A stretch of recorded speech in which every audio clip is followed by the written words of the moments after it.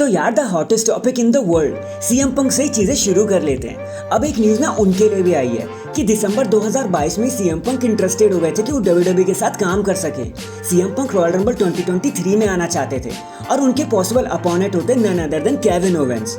अब चीजें कुछ ऐसी होती कि सीएम पंक रॉयल रंबल में आते तो, लेकिन केविन ओवेंस उन्हें एलिमिनेट कर देते रूडली फैशन में। एंड इसी के साथ हमें ये राइवलरी बिल्ट होते हुए नजर आ जाती एंड रेसलमेनिया की नाइट 1 में हमें ये मेन इवेंट देखने को भी मिलता। लेकिन प्लान्स में बहुत ज्यादा ही चेंज आ गए एंड एईडब्ल्यू ने भी इस चीज पर काम करना जरूरी नहीं समझा और उन्होंने सीएम पंक को जाने ही नहीं दिया और इस प्लान्स पर कभी काम ही नहीं हुआ। वैसे CM Punk versus Kevin Owens sounds good to me, एक एटीट्यूड एरा जैसा माहौल क्रिएट हो जाता। लेकिन हम तो Kevin Owens Sammy Zayn versus the Usos के मेन इवेंट से ही खुश हैं। आपको क्या लगता है? वैसे आप देख रहे हैं रेसलमैनिक्स एंड सब्सक्राइब करना तो बनता है। तो हाल फिलहाल में यार हमने देखा कि कैसे मेन रोस्टर वाले स्टार्स एनएक्सटी में मूव करते हुए नजर आ रहे हैं, जैसे Dolph Ziggler, Mustafa Ali, Baron Corbin etcetera.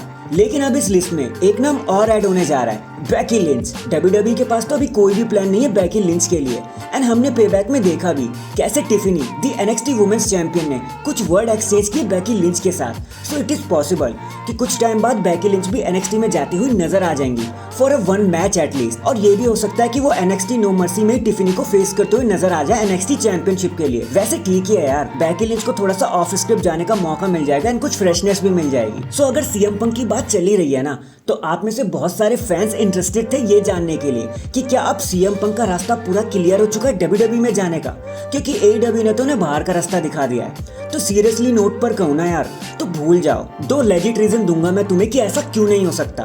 पहले तो ये कि जब सीएम पंक ने डब्ल्यूडब्ल्यूई को छोड़ा था, वो उन्हें छोड़ के गए थे तो वो एक गुड टर्म्स पे तो बिल्कुल भी नहीं था। न डब्ल्यूडब्ल्यूई सीएम पंक के साथ खुश थी और न सीएम पंक डब्ल्यूडब्ल्यूई के साथ खुश थे। एक बारी तो अपने पाइप बॉम्ब के दौरान उन्होंने विंस मैकमैन को मरने मारने की ही बात कर दी थी, जिससे तो साफ ही हो जाता है कि डब्ल्यूडब्ल्यूई के साथ तो अब उनका कुछ भी नहीं होना।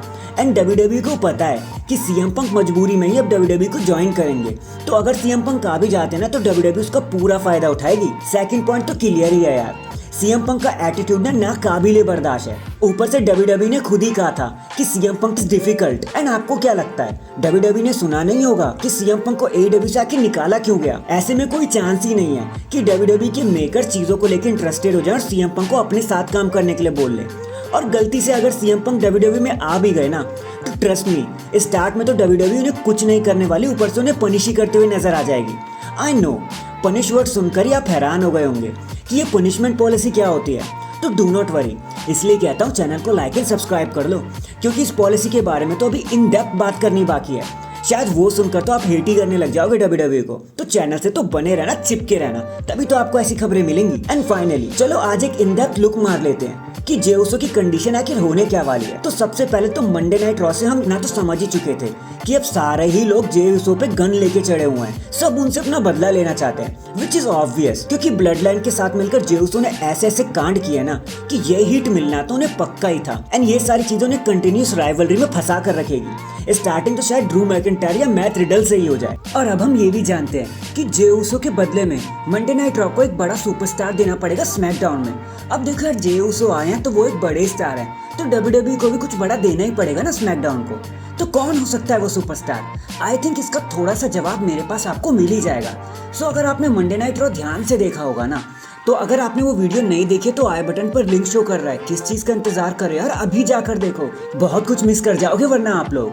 तो अगर आपने वो शो जरा भी ध्यान से देखा होगा ना, तो आपने फील किया होगा कि सैमी ज़ेन अब गेट कीपर बन चुके हैं जे उसो के लिए। एंड वही वो करते हुए नजर आए जब ड्रू मैकिंटायर और मैट रिडल उन्हें घूर कर देख रहे थे ना, तो सैमी ज़ेन ऐसे बचा रहे थे जे उसो को जैसे वो उनके सगे भाई हैं। आई थिंक जब केविन ओवेंस इस मिक्स में आएंगे तो वो सैमी ज़ेन को जरूर टोकेंगे और शायद यही रीजन बनेगा कि केविन ओवेंस और सैमी ज़ेन के बीच में थोड़ी अनबन हो जाए। और गारंटीड है ये होगा ही, जिसके बाद शायद केविन ओवेंस और सैमी ज़ेन की टीम टूट जाए and Kevin Owens he draft हो जाए स्मैकडाउन के लिए एंड यहाँ सैमी ज़ेन अकेले रह जाए जे उसो के साथ मंडे नाइट रॉ में। क्योंकि mark my words, Sammy Zayn भले ही ठंडे पड़ गए हों, लेकिन केविन ओवेंस का जो उबाल है ना ब्लड लाइन के हर मेंबर को लेकर, वो तो वैसे का वैसे ही बना रहेगा, बल्कि उनको गुस्सा और ज्यादा आएगा, उनका गुस्सा नहीं कम होने वाला। एंड यही रीजन भी बनेगा कि Sammy Zayn and Kevin Owens की दोस्ती के बीच में दरार आ जाए। So that is it guys, आज के लिए बस इतना ही। आपको क्या लगता है, Kevin Owens and Sammy Zayn के बीच में जो जे उसो आए हैं, ये थोड़ी सी दुश्मनी का रीजन बन सकते हैं क्या? कमेंट करके जरूर बताना। एंड चैनल पर नया है तो चैनल को जल्दी से लाइक एंड सब्सक्राइब कर दो। बाकी मैं मिलता हूँ आपसे किसी और अपडेट के साथ, तब तक के लिए अपना ख्याल रखें और खुश